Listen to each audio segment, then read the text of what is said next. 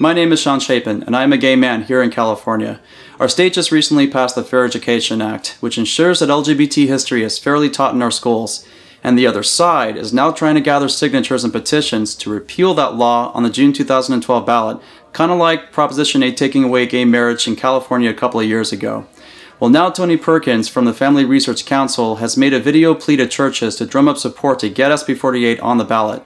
And I would like to dissect that video, and I want to show you the real motive behind his message. As you know, the California State Legislature passed and Governor Jerry Brown signed into law SB 48. Just to be clear, SB 48 does not promote the LGBT lifestyle. What it does is ensure that LGBT history is fairly, accurately, inclusively, and respectfully taught in our schools at age-appropriate levels. And even that is not an accurate enough statement. What it really does is ensure that people who are LGBT, Pacific Islanders, and disabled are all fairly taught. In fact, California schools are already dealing with subject matters based on race, gender, and ethnicities in a fair way, and that started a decade ago. Public schools will be required to teach children as young as 5 not only to accept but also to endorse transgender, bisexual, and homosexual identity and behavior. That's a pretty loaded statement. First of all, Tony Perkins reduces LGBT people down to an act of behavior, as if we're less than human.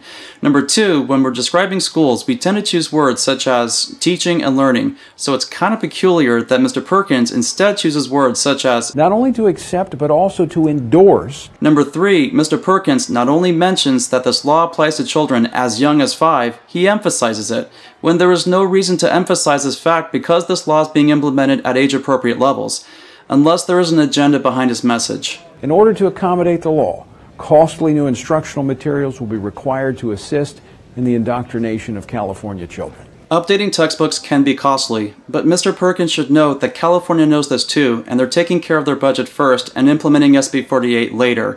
In fact, the Department of Education has said they're going to replace their textbooks out in 2015, so there must be a reason why Tony Perkins is heightening this cost factor of SB 48.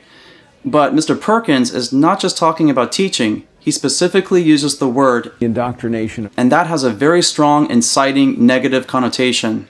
And that is unnecessary, unless, again, he's got an agenda. Well, it's disturbing that elected officials pass such a misguided and harmful legislation. And that's a lie. SB 48 is not harmful to anybody, because being lesbian, gay, bisexual, or transgender isn't harmful to anyone, just as much as our eye color and our height aren't harmful to anyone, just as much as being Pacific Islander or disabled, who are also part of SB 48, isn't harmful to anybody either. I'm gay. I'm not harmful to anybody, neither are my Pacific Islander friends or my disabled friends. To say otherwise is to come from a place of ignorance and prejudice. The good news is that Californians have a unique right that some states simply do not have, and that is the ability to collect petition signatures for a ballot referendum to overturn legislation like SB 48. That is a deceitful lie based on reducing LGBT people as less than human beings so as to argue a majority vote against us. He's talking about this unique right, but what Tony Perkins is suggesting is tyranny. Only he may not see this as tyranny because he may not see LGBT people as real people at all. That's kind of scary.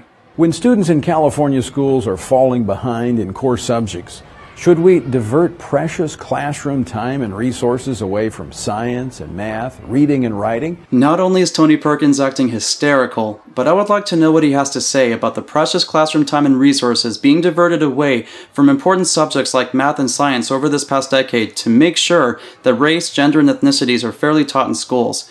Because that argument is crazy and extreme. During tough economic times, can we really afford to have all the social studies and history textbooks rewritten to accommodate this propaganda? Ironically, this is where Tony Perkins comes across as uneducated, because the Department of Education has already said that they're going to delay adopting new textbooks until 2015 because of these tough economic times. So really, why does Tony Perkins go to such extreme lengths, even go so far as to pretend as if he is a fool, just to try to stop SB 48? Do you think that it's right to force teachers and administrators to violate their consciences by advocating for behavior they find morally objectionable? If you ask me, that statement hints at Tony Perkins' real motive behind his video.